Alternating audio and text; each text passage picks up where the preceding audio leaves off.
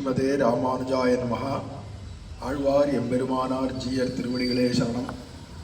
அஸ்மத் ஆச்சாரியம் திருவடிகளே சரணம். சுவாமி பெரியவாச்சான் பிள்ளை திருவடிகளே சரணம். ஸ்ரீசைலேச தயாபாத்திரம் தீபக்தியாதி குணார்ணவம் யதீந்திர பிரவணம் வந்தே ரம்யஜா மாதரம் முனிம். ஸ்ரீமத் கிருஷ்ண சமாஹ்வாய நமோ யாமுனசூனவே யத்கடாட்சைக லக்ஷ்யாணாம் சுலப ஸ்ரீதர சதா. கோலாகலதயா பாத்திரம் மாதுரி ரமணம் பிரபும் பக்த பிரியம் பிரேமிகேந்திரம் ரசிகாச்சாரியமாஸ்ரயே. சுவாமி பெரியவாச்சான் பிள்ளை திருவடிகளே சரணம். இன்னைக்கு நமக்கு எல்லாருக்கும் சுபதினம், மதி நிறைந்த நன்னாள்னு சொல்லலாம். காணும் திருக்கண்ணமங்கையில் இருக்கக்கூடியதான எழுந்துள்ளிருக்கிற கண்ணபிரானே பூமியில மறுபடியும் ஆவணி மாசம் ரோகிணி நட்சத்திரத்துல ராத்திரி இங்க கும்பகோணத்துக்கு பக்கத்தில் இருக்கக்கூடிய சேங்கனூர் அப்படிங்கிற சங்கபுரியில சுவாமி பெரியவாச்சான் பிள்ளையாக அவதாரம் பண்ணார். அப்படி சுவாமி பெரியவாச்சான் பிள்ளையாக அவதாரம் பண்ணி அவர் ஒருத்தர் தான் 4000 திவ்ய பிரபந்தத்துக்கும் பூர்ணமா வியாக்கியானம் அருளை செய்தவர். இவர் சுவாமி நம்பிள்ளையுடைய சிஷ்யர் அப்படின்னும், இவருடைய தகப்பனார் யாமுனாச்சாரியர் அப்படிங்கிற திருநாமத்தோடு இருந்தார். அதனால்தான் ஸ்ரீமத் கிருஷ்ண சமாஹ்வாய நமோ யாமுன சூனவே அப்படின்னு யாமுன சூனவேன்றதாலே யாமுனாச்சாரியதான குமாரராக இவர் அவதாரம் பண்ணினார் அப்படிங்கிறது ஸ்பஷ்டமா தெரியுது. அப்பேற்பட்டதான சுவாமி பெரியவாச்சான் பிள்ளை 4000 திவ்ய பிரபந்தத்துக்கு வியாக்கியானம் பண்ணார். ஸ்ரீ ராமாயணம், ஸ்ரீ மகாபாரதம் போன்றதான இதிகாசங்களுக்கோ அல்லது சில புராண வச்சனங்களுக்கோ வாக்கியங்களுக்கெல்லாம் விஸ்தாரமா வியாக்கியானம் பண்ணிருக்கார். தனி ஸ்லோகி வியாக்கியானம்னு ரொம்ப ஆச்சரியமா இருக்கும். அவருடைய வியாக்கியான சாமர்த்தியத்தை பார்த்ததுன்னா வியாக்கியான சக்கரவர்த்தி அப்படின்னு அவருக்கு ஒரு ஆச்சரியமான விருது கொடுக்கப்பட்டது. நம்பெருமாளும் பெரிய பிராட்டியாருமே பரம காருணிகரான சுவாமி பெரியவாச்சான் பிள்ளை, வியாக்கியான சக்கரவர்த்திகளான சுவாமி பெரியவாச்சான் பிள்ளை அப்படின்லாம் விருதுகள் கொடுத்தா நம்பெருமாளும் பெரிய பிராட்டியாரும். எல்லாத்துக்கும் மேல நம்ம சம்பிரதாயத்தை முதல்ல ரகசிய கிரந்தங்கள் அப்படின்னு சிலது இருக்கே, அந்த ரகசிய கிரந்தங்களை வெளியிட்டவரே அருளி செய்தவரே முதல்ல சுவாமி பெரியவாச்சான் பிள்ளை தான். இதுக்கு பிற்பாடுதான் பிள்ளை லோகாச்சாரியரோ அழகிய மனவாள பெருமாள் நாயனாரோ வேதாந்த தேசிகரோ மற்றும் உள்ள பிற்பாடு வந்த ஆச்சாரியர்களோ அவாவா ரகசிய கிரந்தங்கள் அப்படின்னு பேர்ல பலவேறு ரகசிய கிரந்தங்களை அருளி செய்தாலே அதுக்கெல்லாம் முதல்ல வித்திட்டவரே சுவாமி பெரியவாச்சான் பிள்ளை தான். அநேகமா ஒரு 6 ரகசிய கிரந்தங்களை அருளி செய்திருக்கார். அந்த சுவாமி பெரியவாச்சான் பிள்ளை அவருடைய திருநட்சத்திர சமயத்துல ஆவணி ரோகிணி சமயத்துல அவர் அருளி செய்த ரகசிய கிரந்தத்துல மாணிக்க மாலை அப்படிங்கிற ஒரு ரகசிய கிரந்தம், இதுவே ரத்ன மாலை தான். அப்பேற்பட்ட மாணிக்க மாலையிலேருந்து பூர்ணமா சொல்லல, அதுல இருந்து ஒரு பந்தி எடுத்து அதனுடைய விளக்கமா இப்ப அனுபவிக்கலாம் அப்படின்னு. ஸ்ரீ ஆண்டாளய திருப்பாவையில திருத்தக்க செல்வமும் சேவகமும் யாம்பாடி வருத்தமும் தீர்ந்து மகிழ்ந்தேலோரெம்பாவாய் அப்படின்னு அருளி செய்கிறார். திருத்தக்க செல்வம்னா மகாலட்சுமி தாயார் பெரிய பிராட்டியாரான ஸ்ரீதேவி தாயாருக்கு என்ன ஒரு செல்வம் உண்டோ அந்த செல்வம் பொதுவாகவே எல்லாருக்குமே உண்டு. அவளுக்கு என்ன செல்வம் இருந்தது அல்லது இருக்கு அப்படின்னா விஷ்ணு பத்னி மஜூரியாம் அப்படின்னு விஷ்ணு பத்னி அப்படிங்கிற பகவானுக்கு தேவிகள் அல்லது பகவானுடைய மனைவி அப்படிங்கிற எந்த ஒரு ஸ்தானம் உண்டோ அது எல்லா ஜீவாத்மாவுக்கும் உண்டு. நம்ம எல்லாருமே பகவானுக்கு மனைவி தான் ஸ்தானம். ஜீவாத்மாக்கள் பெண்களா போயிட்டதுனால தத்துவத்தா புருஷன் சுதந்திரனான புருஷோத்தமனா போயிட்டதுனால இப்ப நம்ம எல்லா ஜீவாத்மாக்களும் இப்ப ஸ்திரீகளோ அவனை தானே அடையணும். அதில் தானே வித்தியைகள்லயே வேதாந்தத்துல பரியங்க வித்தைன்னு இருக்கு. பரியங்க வித்தைனா படுக்கிற வித்தியை. அப்ப அவனுடைய கட்டில்ல ஏறுறதுக்கான தகுதி ஒவ்வொரு ஜீவாத்மாவுக்கும் உண்டு அப்படின்னு சொல்றது வேதாந்தமே. அப்பேற்பட்டதான பகவானுக்கு ஒவ்வொரு ஜீவாத்மாக்களும் பிராட்டியுடைய ஸ்தானம் அப்படின்னு இருக்கச்சே அந்த ஸ்தானத்தை அடையறதுக்கு முதல்ல இங்கேருந்து போய் அடையணுமானா அதுக்கு யாரு தகுதி உடையவான்னா முமுட்சுக்கள் அப்படிங்கிறவா தான். ஏன்னா அவ தான் வைகுண்டம் போறவா. ஜீவாத்மாக்கள்லயே பத்தர்கள்னு சில பேர், பத்தர்கள்னா ஜீவர்கள்லாம் சம்சாரத்துல கட்டுப்பட்டவாளெல்லாம் பத்தர்கள்னு சொல்றோம். அதுக்கடுத்து முமுட்சுக்கள் அப்படின்னு சில பேர். முமுட்சுக்கள் அப்படின்னா என்னன்னு இப்ப சொல்ல போற அடுத்தது. அதுக்கு அடுத்தது கேவலர்கள் அப்படிங்கிற கைவல்ய நிஷ்டர்கள் அல்லது கைவல்யத்தை அடைஞ்சவா, அது ஒரு மோட்சம்னு சொல்லப்படுறது சாஸ்திரங்கள்ல. அதுக்கு அடுத்தது வைகுண்டத்துல போய் அடைஞ்சு விட்டதான முக்தர்கள் அப்படின்னு சில பேர், சம்சாரத்துக்கே வராத வைகுண்டத்திலேயே இருந்துருக்கிற நித்தியர்கள், மொத்தம் 5 விதமான ஜீவர்கள் சொல்லப்படுறது. பத்தர்கள், முமுட்சுக்கள், கேவலர்கள், முக்தர்கள், நித்தியர்கள் அப்படின்னு 5 விதமா இருக்கு. அதுல இங்க முமுட்சுவா இருக்கிறவன் தானே வைகுண்டம் போக போறான். அந்த வைகுண்டம் போகக்கூடியதான முமுட்சுவா இருக்கிறவனுக்கு விசேஷம் என்ன, அவன் எப்படி பிராட்டிக்கு துல்லியமான ஸ்தானத்தை அடைய முடியும் அப்படிங்கிறதெல்லாம் ஒரு சூர்ணிகளை கொடுத்துன்னு வரார். முமுட்சுக்களுக்கு சம்சாரத்திலே இருக்கும் நாள் உசாத்துணையார் பொழுதுபோம்படியன் என்று நஞ்சியரை பிள்ளை கேட்க. சுவாமி நஞ்சியர்கிட்ட அவருடைய சிஷரான நம்பிள்ளை ஒரு பிரश्னம் பண்றார், கேள்வி கேட்கிறார் அப்படின்னு ஆரம்பிக்கிறது இந்த இடம். சுவாமி பெரியவாச்சாரியருடைய ஆச்சாரியர் நம்பிள்ளை, அவருக்கு ஆச்சாரியர் நஞ்சியர். தன்னுடைய ஆச்சாரியருடைய ஆச்சாரியர்கிட்ட நம்ம ஆச்சாரியர் என்ன கேள்வி கேட்கிறார் அப்படின்னா, முமுட்சுக்களுக்கு சம்சாரத்தில் இருக்கும் நாள் உசாத்துணையார். இங்க சம்சாரத்தை நமக்கு இருக்கச்சே முமுட்சுக்கள் அப்படிங்கிற வாழ்க்கை யார் துணையா இருக்கக்கூடியவா, இங்க துணையா இருக்கிறவா யார் அப்படின்னு கேட்கிறார். சரி, அவளுக்கு என்ன பொழுதுபோக்கு, எப்படி அவ பொழுதுபோக்கணும் அப்படிங்கிற 2 விஷயத்தை தான் எடுத்து இங்க காட்டுறார், கேள்வி கேட்கிறார். அதுக்கு சுவாமி நஞ்சியர் பதில் சொல்ல போறார். முதல்ல முச்சல் மோக்ஷனே அப்படிங்கிற தாத்துனால முமுட்சுன்னு சொன்னாலே மோட்சத்துல இச்சை உடையவன், மோட்சம் அடையணும் மோட்சம் அடையணும்ன்றதான இச்சை உடையவனுக்கு முமுட்சுன்னு பேரு. முமுட்சுகள்லயும் 2 விதம் உண்டு. ஒன்று கைவல்யமாகிய மோட்சத்தை அடையணும் அப்படின்னு நினைக்கிறவா, மற்றொன்று வைகுண்டமாகிய பகவத் அனுபவமாகிய ரூபமாகிய மோட்சம் வைகுண்டம் அதை அடையணும்னு ஆசைப்படுறவா. இப்படி 2 விதமாக அதிகாரிகள் இருக்காம் முமுட்சுக்கள்லயே. அதுல கேவலர்களா இருக்கக்கூடியவர்கள், கைவல்யத்தை அடையக்கூடியவர்களான அவளை பத்தி இங்க பேச்சே இல்லை. நம்ம குரு பரம்பரையில அதை பத்தி பேச்சே இல்லை. அதை அடையாதீர்கள், அந்த நிலைமைக்கு போயிடாதீர்கள்னு சொல்றதுக்கு தான் நம்ம குரு பரம்பரையே.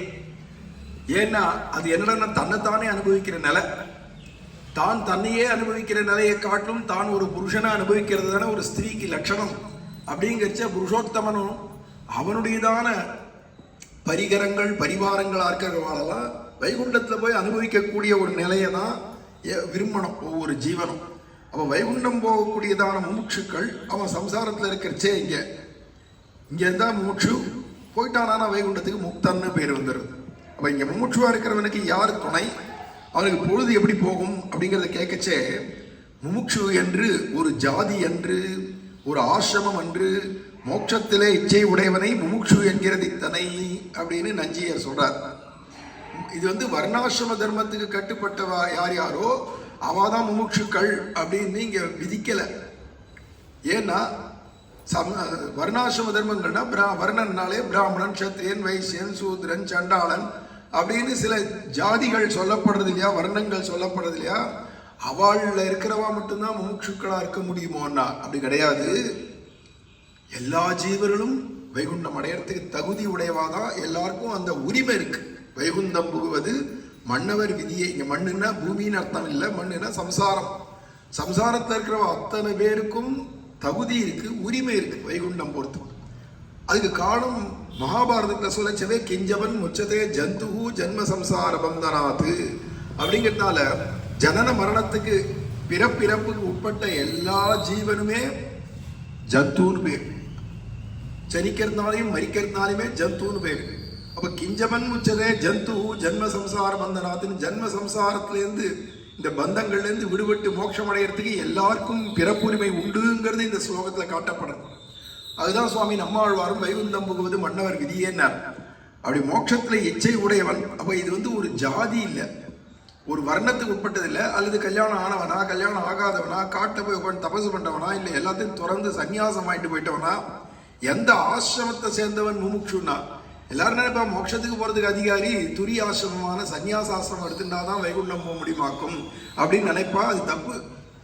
சாதாரண ஒரு ஜீவன் போயிடலாம், ஒரு புழு பூச்சி கூட வைகுண்டம் போயிடலாம். பிரத்யாசுரம் அந்நியத்தமோ பவேயம் அப்படின்னு பராசர பட்டர் சொல்றார் இல்லையா. ஒரு புழு பூச்சியா இருந்தா கூட பரவாயில்ல, ஒரு ஸ்ரீ வைஷ்ணவனுடையதான கிரகத்து சாக்கடையில ஒரு புழு பூச்சியா இருந்தா கூட பரவாயில்லையே, எனக்கு வைகுண்டம் கிடைச்சிருமே ஸ்ரீரங்கத்துல அப்படின்னு சுவாமி பராசர பட்டர் அருளி செய்கிறார்.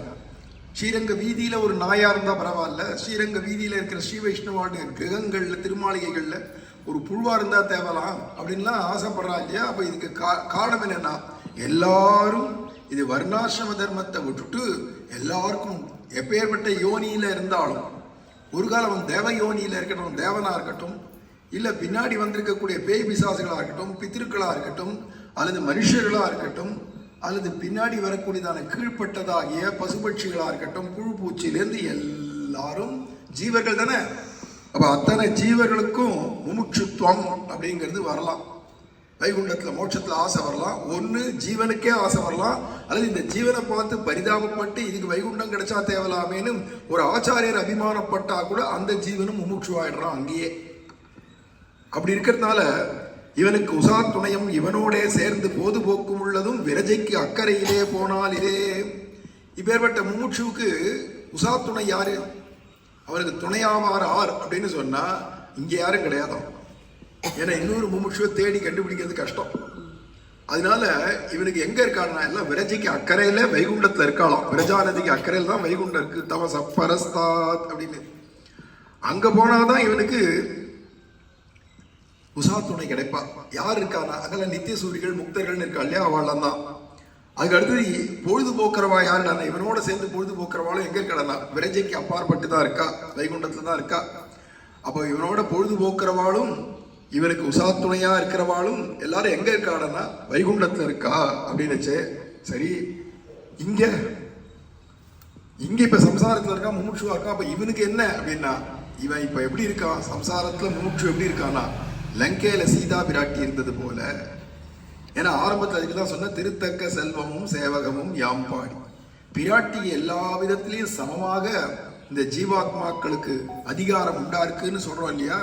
அப்ப எல்லா ஜீவாத்மாக்களுக்கும் இங்க சம்சாரத்திலிருந்து மோட்சம் போறவருக்கும் மோட்சத்துல ஆசை வந்து ஆனா இருந்துருக்கான். சம்சாரத்துல எப்படி இருக்கான்னா சிறையில இருந்தவள் ஏற்றம்னு சொல்றாளே, அது மாதிரி சீதா பிராட்டியோட எடுத்து பெரியவாச்சான் பிள்ளை காட்டுறாருங்க. ஏன்னா பிராட்டின்னு சொன்னாலே சீதா பிராட்டி தான் நம்ம சம்பிரதாயத்தில். பெருமாள்னா எப்படி ராமரோ அது மாதிரி பிராட்டினாலே சீதா பிராட்டி தான் குறிக்கும். அப்பேற்பட்ட சீதா பிராட்டிக்கு ஒக்க முமுட்சு இங்க இருப்பான். அதுவும் அசோகவனத்துல இருந்த சீதா பிராட்டிக்கு ஒக்க. அதே சீதா பிராட்டியே ராமரோட சேர்ந்து அயோத்தியில இருந்த ஆளானா அப்ப அயோத்தியில பரிவாரங்களோடு இருக்கிறதுனால அங்க உசாத்துணை யாருடானா அவ தங்கைகளே இருக்கா. முதல்ல தங்கைகளே இருக்காளே, ஊர்மிளை இருக்கா, மாண்டவி இருக்கா, சுதகீர்த்தி இருக்கா, அதுக்கப்புறம் தாய்மார்களாகிய கௌசல்யா, சுமித்ரா, கைகேயி போன்றவெல்லாம் இருக்கா.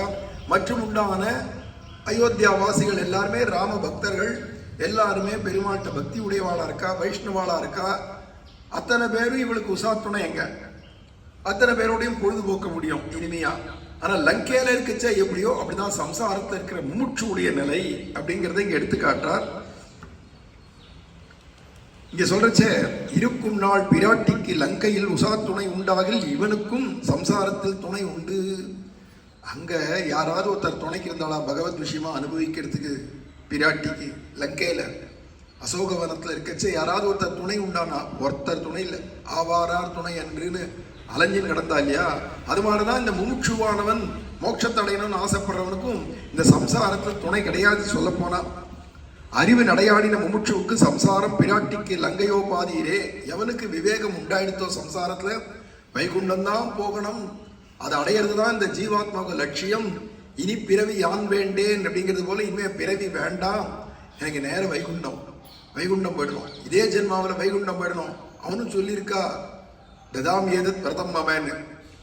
நம்மாழ்வாரும் சொல்றார் மரணமானால் வைகுந்தம் கொடுக்கும் பிரான். அப்ப இது எப்போ உயிர் போறதோ அப்ப நேரம் வைகுண்டம் போயிடணும் அப்படிங்கிற தீவிரத்துல இருக்கக்கூடியதான அறிவு நடையாடின முமுட்சுவா இருக்கிறவன் அறிவு வைகுண்டம் போனோம்ன்றது அதுதான் பரம புருஷார்த்தம்னு தெரிஞ்சிருத்து. அப்படி இருக்கிறவனுக்கு சம்சாரம் பிராட்டிக்கு லங்கையோபாதியிலே. பிராட்டிக்கு எப்படி லங்கையோ அது மாதிரிதான் இந்த சம்சாரம் அப்படிங்கிறார். அவளுக்கு ராவணன் அபிமானித்த அசோக வனிகையோபாதி இவனுக்கு இவ்வுடம்பு. அங்க பிராட்டி வந்து லங்கையில அசோகவனத்துல தான் இருந்தா. அந்த அசோக வனிகை இருக்கே, அந்த வனம் இருக்கே, அது ராவணனுக்கு பரமபோக்கியமான வனமா. அதுல கொண்டு போய் தான் சீதா பிராட்டியை வச்சிருக்கான். அது மாதிரி இந்த முமுட்சுவுக்கு சம்சாரத்துல எது அசோகவனம்னா இந்த சரீரமே அவனுக்கு துக்க ஹேது. ஏண்டானா இதுவே அவனுக்கு குரு உபதேசம் பண்றது.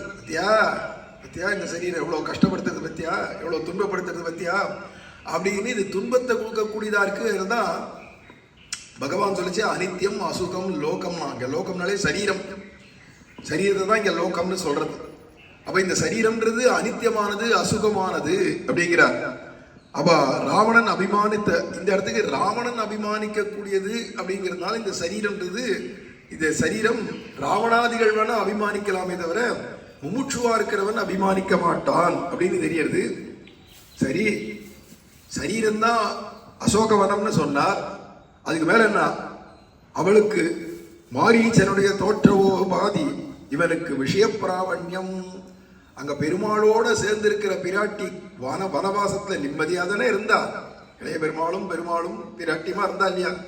அங்கேருந்து மாயமான் ஒன்று வந்தது. அந்த மாயமான் அப்படிங்கிறது பலவேறு ரத்தனங்கள் பதிச்ச உயிருள்ள மான், தங்கமயமான மான். இல்ல மாயினாலேயே இப்பேற்பட்டதான சரீரத்தை எடுத்துன்னு வந்திருக்கான் மாரீச்சன், ராவணனுடைய தாய் மாமன். அவன் தான் அங்க புள்ளிமானா சுத்தி குதிச்சு விளையாடச்சே. இது வரைக்கும் ராமரை கண்டு மாத்திரம் ஆசைப்பட்டதான சீதா பிராட்டி அந்த மானை பிடிச்சு கொடுங்களேன் அப்படின்னு கேட்டா இல்லையா?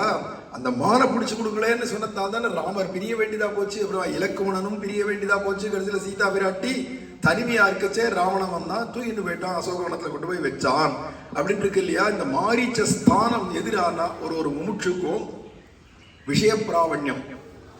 எப்ப வைகுண்டத்துக்கு போகணும்னு ஆசை வந்துருத்தோ அப்புறமா உலக விஷயங்கள் எல்லாம் எதுலையுமே இவனுக்கு பற்றுதல் இருக்கக்கூடாது.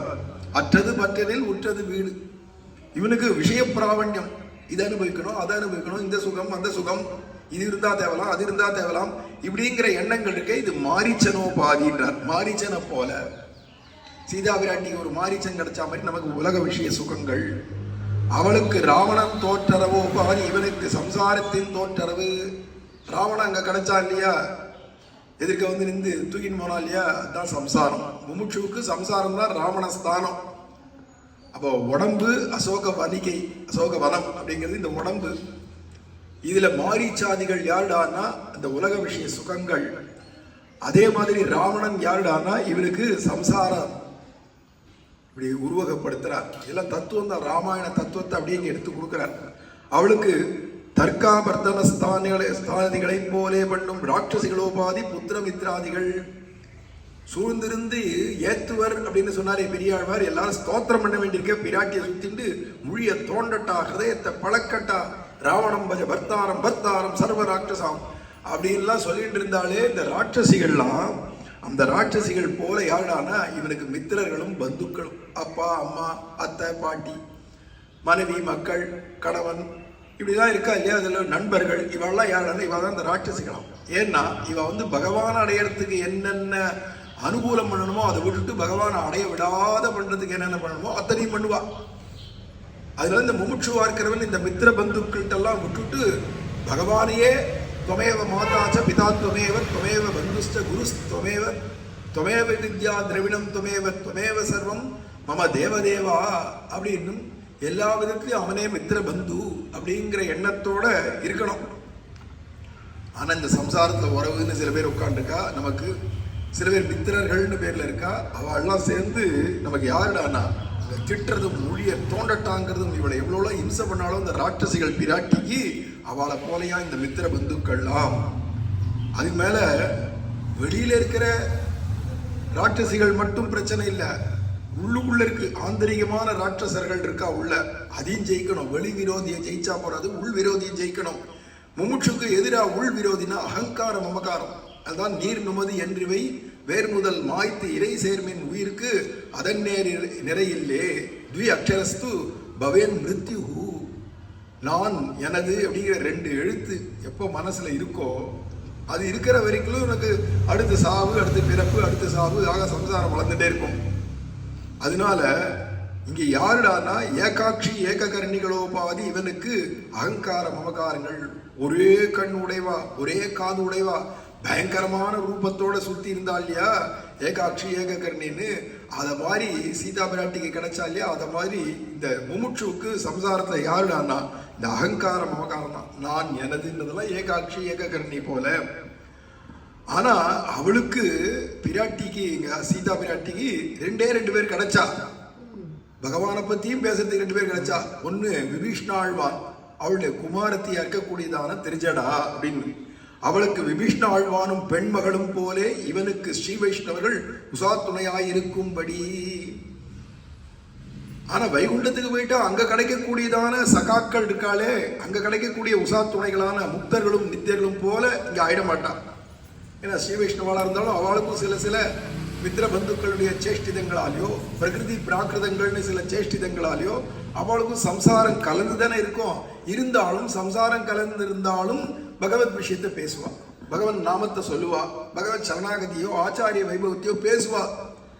அதுல நிஷ்ட உடையவாளா இருப்பா ஸ்ரீ வைஷ்ணவா. அவ தான் இங்க இருக்கிற நாட்கள்ல அங்க விபீஷ்ணாழ்வானும் அவருடைய திருமகளாராகிய திருஜடையும் போல ஸ்ரீ வைஷ்ணவர்கள் கொஞ்சம் கொஞ்சம் உசாத்துணையா இங்க இருப்பா அப்படிங்கிறார்.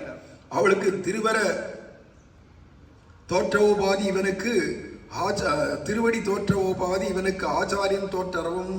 அங்க கடைசியில திருவடி கிடைச்சா இல்லையா பிராட்டி? யாரு? ஆஞ்சநேய சுவாமி.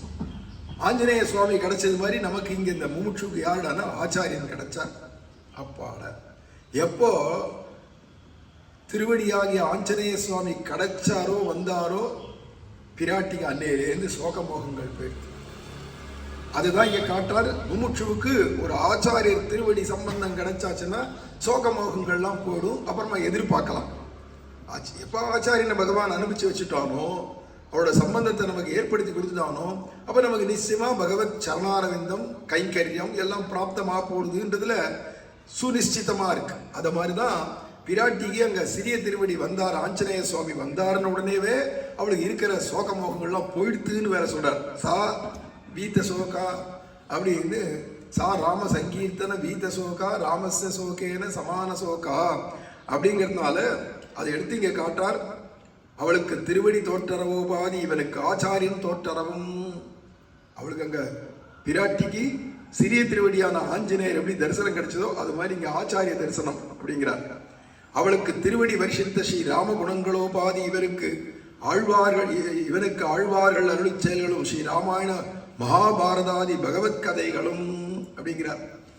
அங்க வந்து ஆச்சாரியராகிய சிறிய திருவடி ராமருடைய கல்யாண குணங்களை சொல்லிட்டு இருந்தார். சொன்னார், அதை பூரா கேட்டார். ராமருடைய ரூப சௌந்தரியம் எப்படி இருக்கு அதை வர்ணிச்சு சொல்லு அப்படின்னா அதெல்லாம் வர்ணிச்சு சொன்னார். இப்படி காலக்ஷேபம் கேட்டா இல்லையா, அது கேட்டா இல்லையா, அத மாதிரி இங்க என்னடான்னா ஆழ்வார்கள் அருளி செயல்களும் திவ்ய பிரபந்தம் தான் இவாளுக்கு இங்க பொழுதுபோக்கா காலக்ஷேபமா கேட்க வேண்டிய விஷயங்கள். அதோட இல்லாத ஸ்ரீ ராமாயணம் மகாபாரத் அப்படின்னு சொல்லிட்டு நிறுத்தல. ஸ்ரீ ராமாயண மகாபாரதாதிகள் அப்படின்னு சொல்லாத பகவத் கதைகளும் தான் பாகவதம். ராமாயணம் மகாபாரதம் சொல்லிட்டு பகவத் கதைகள்லாம் புராணங்கள். அதுல வந்து பாகவதம்னே பேரு. பகவத் கதையினாலே பாகவதம் தானே, பாகவதம் தானே பகவத் கதை. மகாபாரதத்தை சொல்லிட்டு பகவத் கதைகளும்ன்றது பாகவதத்தை சொல்றது, புராணத்தை. இப்படி இதிகாச புராணங்கள் அதே மாதிரி அருள் செயல்கள் இதுலயே பொழுதுபோக்கணும். அங்க பிராட்டிக்கு கிடைச்சதான திருவடி சத்சங்கம் மாதிரி ஆச்சாரிய சங்கம் கிடைச்சது மாதிரி இங்க நமக்கு ஒரு ஆச்சாரியன் கிடைச்சு அவர் மூலமா இதிகாச புராணங்கள் அருள் செயல்கள் ஆகிய திவ்ய பிரபந்தங்கள் பகவத் கதைகளாக்கக்கூடிய புராண விஷயங்கள் இதெல்லாம் கிடைக்கணும். அவளுக்கு திருவடி கொடுத்த திருவாழி மோதிரத்தோபாதி இவருக்கும் ஆச்சாரியன் திருவுள்ளமான திருமந்திரம். ஆச்சாரியன் திருவுள்ளம் பற்றினது எதிரானா எத்தனையோ மந்திரங்கள் தான் அநேகமா இருக்கு. வேதத்துல மந்திரங்களுக்கு குறைச்சல. அதுல விஷ்ணுவுடைய மந்திரம் எத்தனையோ இருக்கு.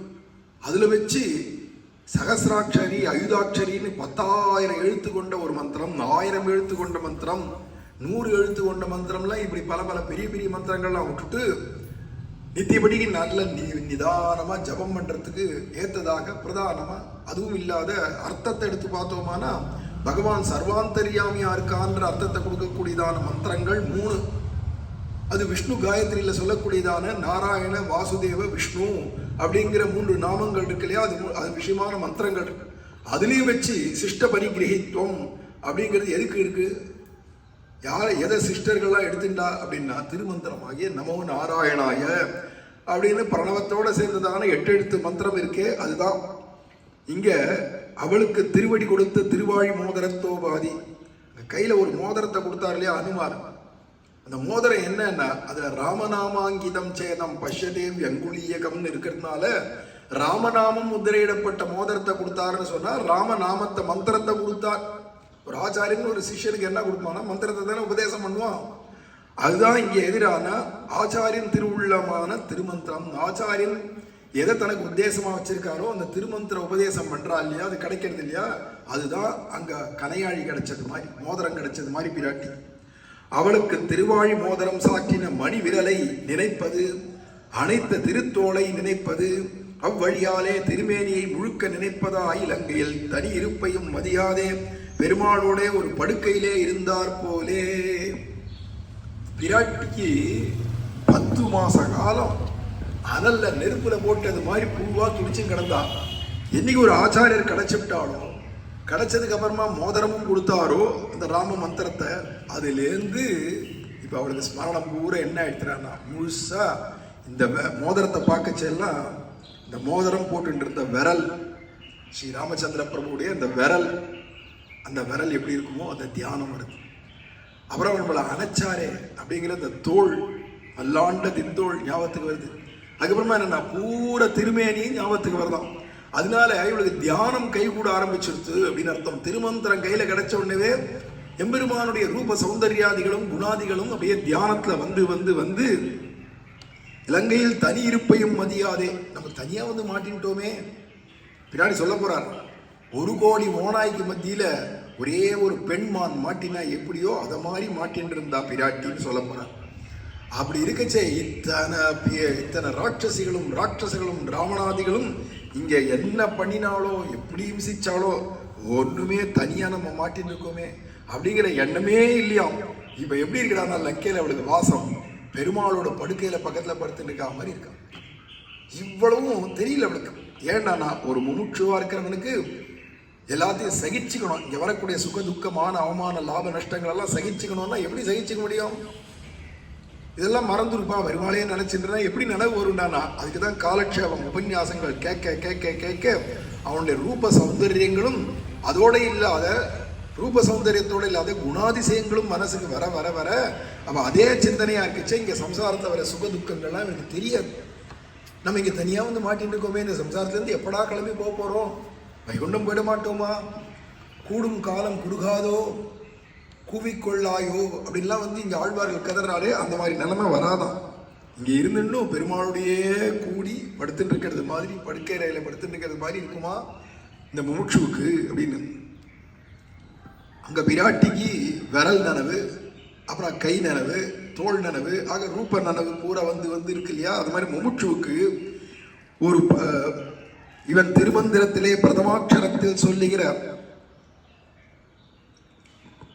ரட்சகத்துவ சேஷித்துவங்களை நினைத்து அந்த ரட்சகத்துவ சேஷித்துவங்களுக்கு இடைச்சுவரான அந்நிய சேஷத்துவ சுவாதந்திரிய நிஷேதத்தை பண்ணி தன்னை அனன்யா அருக சேஷமாக்கின அவதாரணத்தை நினையா. இங்க இவன் என்னன்னா திருமந்திரத்தை கொடுத்துறாரு இல்லையா ஆச்சாரியர் முமுட்சுவுக்கு. இங்க அதுல முதல் அட்சரமே அகாரம். அகார உகார மகாரம் இது 3 சேர்ந்தாதானே ஓம்னு வருது. அதுக்கப்புறமா தான் நமோ நாராயணாய, அதுல முதல் அட்சரமே அகாரமா போயிடுது இல்லையா? அந்த அகாரம் என்ன சொல்றதுன்னா அவர் ரட்சனே அப்படிங்கிற தாதுனால ரட்சிக்க கூடியவன் அர்த்தம். எல்லா ஜீவாத்மாக்களையும் எல்லா விதத்திலையும் ரட்சிக்கிறவன். ரட்சகம்னு சொன்னாலே எது இஷ்டமோ அதை கொடுக்கணும், எது வேண்டாமோ அதை விளக்கணும். அதுக்குதான் ரட்சிக்கிறதுன்றது பேர்.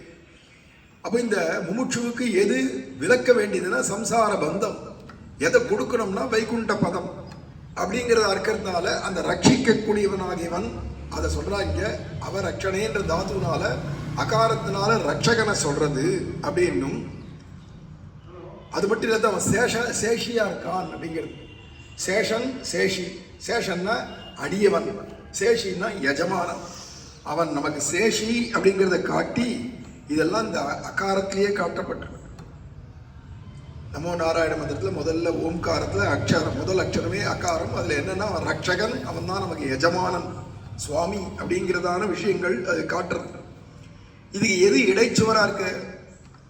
பகவான் ரட்சிப்பான் அப்படிங்கிற எண்ணத்துக்கோ இல்ல நம்ம அவனுக்கு சேஷன் அவன் நமக்கு எஜமானன் அப்படிங்கிற எண்ணத்துக்கோ எது இடைச்சுவரா இருக்கு, தடுப்பா இருக்கு அப்படின்னு கேட்டா அதுக்கு சொல்றார் அந்நிய சேஷத்துவ ஸ்வஸ்வாதந்திரியம்.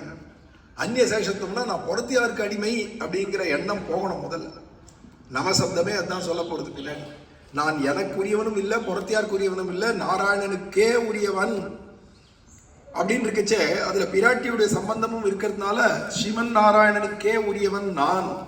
அப்போ அந்நிய சேஷத்துவம்னா புறத்தியாருக்கு நான் அடிமை இல்லை அப்படிங்கிறது இங்க காட்டுறது. அதே மாதிரி ஸ்வஸ்வாதந்திரியம், என்ன நானே ரட்சிச்சுப்பே அப்படிங்கிற சுவாதந்திரியத்தை விட்டுட்டு எல்லா விதத்திலையும் பகவான் எம்பெருமான் என்னை பார்த்துப்பான் அப்படிங்கிற எல்லா ஞஸ்தபரனாக தன்னுடைய பாரங்களை பூரா பகவான்கிட்ட ஒப்படைச்சுட்டு இவன் தான் எந்த விதமான சுவாதந்திரியத்தை விட்டுட்டு அவன் எப்படி வைக்கிறானோ, இருக்கும் நாள் எப்படி வைக்கிறானோ அப்படி இருக்க வேண்டியது. உயிர் போகிறது எப்படி போகணுமோ போகட்டும், ஆனால் வைகுண்டம் கிடைச்சிடட்டும். அந்த ஒரு ஆசை இருந்தால் தானே அவனை முமுட்சுன்னு சொல்ல முடியும். அப்போ இச்சை இருக்கு, மோட்சம் அடையணுன்ற இச்சை, இதே ஜென்மாவில் அடையணுன்ற இச்சை. ஆனால் வாழ்நாள் பூரா அவன் எப்படி வச்சிருக்கானோ அவன் இஷ்டம் அப்படின்னு இருக்கிறது மாதிரி அங்கே இருக்கணுமா இல்லையா? அதுக்கு எதிராக இடைஞ்சல்டானா நம்மளுடைய சுவாதந்திரியமோ இல்லை அவளையும் இவாளையும் நம்புறதோ, இது ரெண்டுமே இங்கே இடைஞ்சலா போகுது. அதெல்லாம் காலக்ஷேபத்தில் தெரிஞ்சுக்கணும், ஒரு ஆச்சாரியர் மூலமா அதை தெரிஞ்சுக்கணும் இல்லையா? நிஷேதத்தை பண்ணி தன்னை அனன்யார்க சேஷனம் ஆக்கின அவதாரணத்தை நினையா, நான் அவனுக்கே உரியவன், என்னை காப்பாற்ற போறதும் அவன் தான், அவனுக்கே நான் உரியவன், வேற இன்னொருத்தருக்கு கிடையாது, எனக்கும் கிடையாது அப்படிங்கிற எண்ணம் இவனுக்கு உண்டாகி அப்பேற்பட்ட அனன்ய நிஷ்டனாக இவன் ஆகிறான். அவ் அனன்யார்க சேஷவஸ்துக்கு நிருபாதிக சேஷியானவனுக்கு கிஞ்சித் கரிக்கை என்கிற அர்த்தத்தை காட்டும் நாராயண பதத்தை நினையா. இப்படி திருமந்திரத்தில் அர்த்தானுசந்தானத்தாலே சம்சாரத்தில் இருப்பையும் மதியாதே பாமரு மூலகத்துள்ளே தெளிவுற்ற சிந்தையராய் வர்த்திப்பர்கள் அப்படிங்கிறார். அப்ப நம்ம யாருக்கும் அடிமை இல்லை, எம்பெருமானுக்கும் பிராட்டிக்கும் தான் அடிமை. நமக்கு அடைய போற பலன் வைகுண்டம், அங்க கைங்கரியம், அதையும் மனசுல வாங்கினோட்டான்.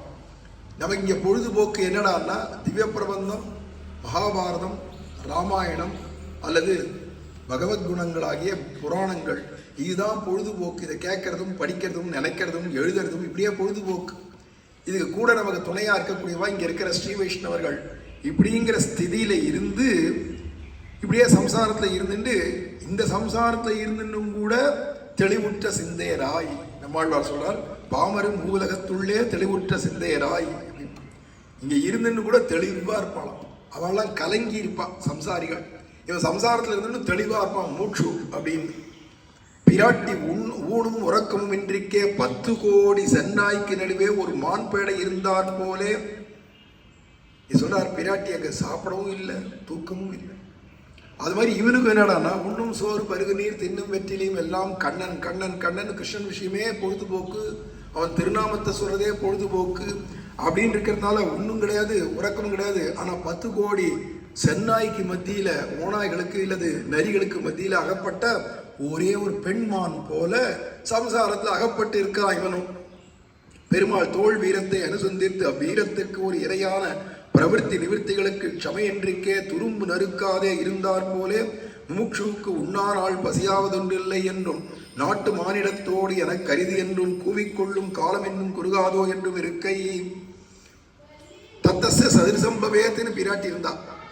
வாய்ப்பு கிடைச்சது. சிறிய திருவடி ஆகிய ஆஞ்சநேய சுவாமி சொல்றார், அம்மா இப்பவே என் தோல்ல ஏறிக்கோங்கம்மா, நான் கொண்டு போய் உங்களை பெருமாள் பக்கத்துல கொண்டு போய் விட்டுறேன், இப்பவே எதுக்கு காத்துட்டு இருக்கணும் இங்க அசோகவனத்துல அப்படின்லாம் சொல்லச்சே, பெருமாள் வந்து அவள் தோல் வலி வீரத்தை காண்பிச்சு ராவணாதிகளை ஒழிச்சு என்னை அழைச்சின்னு போனோம்ப்பா, அப்படி பண்ணாதான் அவருக்கும் பெருமை, எனக்கும் பெருமை, உனக்கும் பெருமை அப்படின்னு சொன்னா இல்லையா?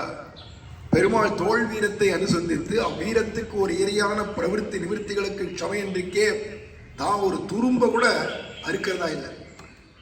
ஒரு தளிகை பண்ணோம்னா ஒரு காரியமும் பண்ணாத உட்காந்து சாப்பிடும் அப்படிங்கச்ச அது சோம்பேறின்னு தானே சொல்லுவா.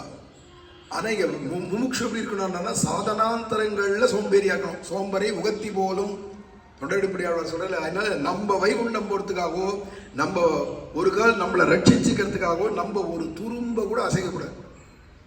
எம்பெருமானுடைய தோல் வலி இருக்கச்சே நமக்கு என்ன, அவன் சர்வஜன் சர்வசக்தன் எதுக்கு பேர் அவனுக்கு? அவனுக்கு பேர் சர்வஜன் பேரு, சர்வசக்தன் பேரு, எல்லா வலிமையும் இருக்கு, எல்லா வல்லமையும் இருக்கு, எல்லா அறிவும் இருக்குன்னு அவன் நம்மளை வந்து காப்பாற்றணும் இல்லையா? அதனால பகவானுடைய வீரத்தை தோல் வலியை நினைச்சிட்டு தான் ஒண்ணுமே பிரவர்த்திக்காத நிவர்த்திக்காத இருந்தபடியே நின்று அந்த திருமந்திரத்தை ஆச்சாரியன் கொடுத்த திருமந்திரத்தை அனுசந்தானம் பண்ணிட்டு அர்த்தானுசந்தானம் பண்ணிட்டு இப்படியே இருக்கக்கூடியதா இருக்கிறதுனால இப்ப இவ இருக்க வேண்டியது என்னடானா உண்ணானால் பசியாவது ஒன்றில்லை. இன்னைக்கு சாப்பாடு கிடைச்சதா, சாப்பாடு கிடைக்கலையா, பால் கிடைச்சதா, பால் கிடைக்கலையா, தயிர் கிடைச்சதா, தயிர் கிடைக்கலையா, காய்கறி கிடைச்சதா, காய்கறி கிடைக்கலையா, எதுவுமே பத்தி சிந்தனை கிடையாது. ஏன்னா எனக்கு சாப்பிடாத நாள்லாம் பசி நாள் அப்படின்னு இல்லை. எம்பெருமான நினைக்காத நாளெல்லாம் பசி எடுக்கிற நாள், பசித்த நாள் அப்படின்னு ஆயிடனால எனக்கு பட்டினி நாள் எப்படான்னா எம்பெருமானுக்கு கைங்கரியம் பண்ணாத நித்தியம் வியர்த்தமா போச்சுன்னா அதெல்லாம் எனக்கு பட்டினி நாள் அப்படின்னா இல்லையா. அதோட நாட்டு மானிடத்தோடு எனக்கு அறிதினார். இங்க இருக்கக்கூடியதான மனுஷாலோட எனக்கு ஒத்தே போகாது. உண்டியே உடைய உகந்தோடும் இம்மண்டலம் தன்னோடும் கூடுவதில்லையான் யூயம் யூயம் பயம் பயம் அப்படிங்கிற நிலைமை அப்பட்டதுனால இங்க நாட்டு மனுஷர்களோட சம்சாரிகளோட எனக்கு அரிது, அவளோட சேர முடியாது அப்படிங்கிற நிலை வந்துருது. எப்படா என்னை அழிச்சிக்க போறான் பகவான் அப்படிங்கிற நிலை கூவிக்கொள்ளும் காலம் இன்னும் குறுகாதோ. ஏன்னா ராமர் எப்ப வரப்போறார், ராட்சசால வதம் பண்ணி என்ன ஆகாச விமானமான புஷ்பக விமானத்துல அயோத்திக்கு எப்ப அழிச்சு போறார் அப்படிங்கிற ஒரே நினைவு இருந்தது இல்லையா பிராட்டி. அது மாதிரிதான் இங்க மூச்சு எப்படி இருப்பான்னா கூவிக்கொள்ளும் காலம் இன்னும் குறுகாதோ, என்னைக்கு என்ன கூட்டின்னு போறார், அந்த காலம் குறுகிடாதா, சீக்கிரம் வந்துடாதா அப்படின்னு எதிர்பார்த்துட்டு இருப்பா அப்படிங்கிறார். சம்சாரிகளுக்கு வாசஸ்தானம் ஒரு கிராம மாத்திரமாய் ஆசையும் க்ஷேத்திரஜனாய் இருப்பானோர் எலி எலும்பனாய் பிரயோஜனமும் வயிறு வளர்க்கையாய் இருக்கும். சம்சாரிகளுக்கு என்னன்னா அவளுக்கு வாசஸ்தானம் ஏதோ ஒரு கிராமம், எந்த கிராமத்துல வேணா வாசம் பண்ணுவா, வீடுன்னு ஒண்ணு கிடைச்சிருக்குன்னா அதுல போய் வாசம் பண்ணிப்பா. அவளுக்கு ஆசை யாருடானா க்ஷேத்திரஜனான ஒரு எலி எலும்பன் அப்படின்னார். எலி எலும்பன்னா சக்தி இல்லாதவன். எலிக்கு எலும்பு சின்னதா இருக்கும், உடம்புதான் புஷ்டியா உடம்பு இருக்கும். அத மாதிரி எல்லா சக்தியும் அற்றதான அசக்தர்கள் அர்த்தம். எலி எலும்பன்னா அசக்தன் அர்த்தம். அது மாதிரி இருக்கிற தேவர்கள் அவளும் க்ஷேத்திரஜர்கள் தான், இன்னும் அவளும் சம்சாரிகளாக தான் இருக்கா தேவர்கள்லாம். அந்த தேவர்களையும் ஆசிரியச்சிருக்கான். இருக்கிறது ஏதோ ஒரு கிராமத்துல, ஆசிரியச்சிருக்கிறது யாருடானா அல்பனான தேவர்களை அப்படின்னு ஆயிடுத்து. இது அவளுக்கு என்னடா பிரயோஜனம், எதுக்காக அந்த தெய்வங்களை ஆசிரியச்சிருக்கான், அப்படி எதுக்கு ஒரு கிராமத்துல இருக்கான்னா வயிறு வளர்க்கறதுக்கு. ஆக ஏலோக சௌக்கியத்தை அடையிறது தான் இவ லட்சியம். இது சம்சாரிகள்.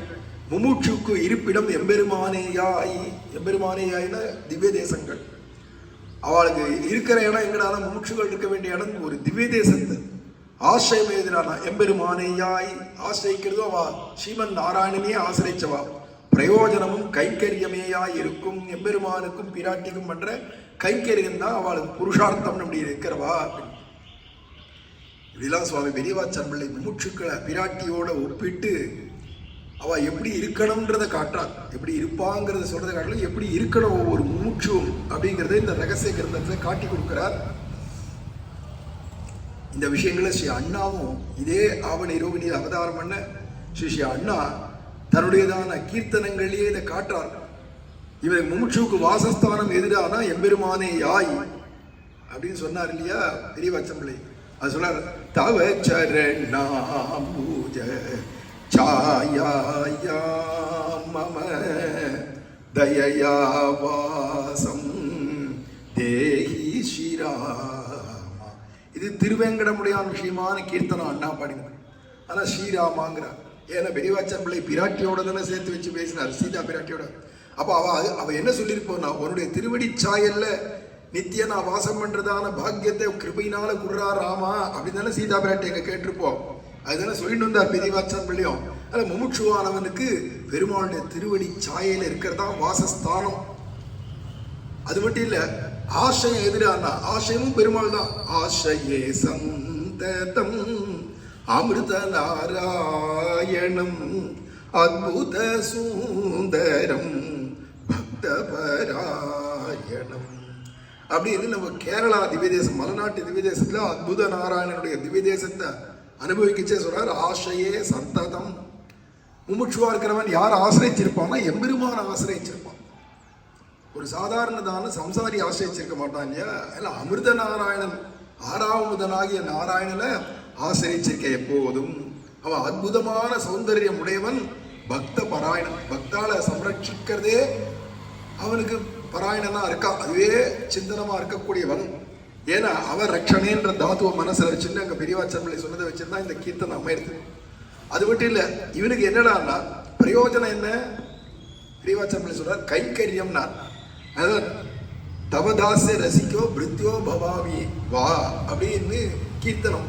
இந்த தவச்சரணாம் பூஜை சாயாயாம்ன்ற கீர்த்தனத்தை பாடுறார் ஸ்ரீ அண்ணா.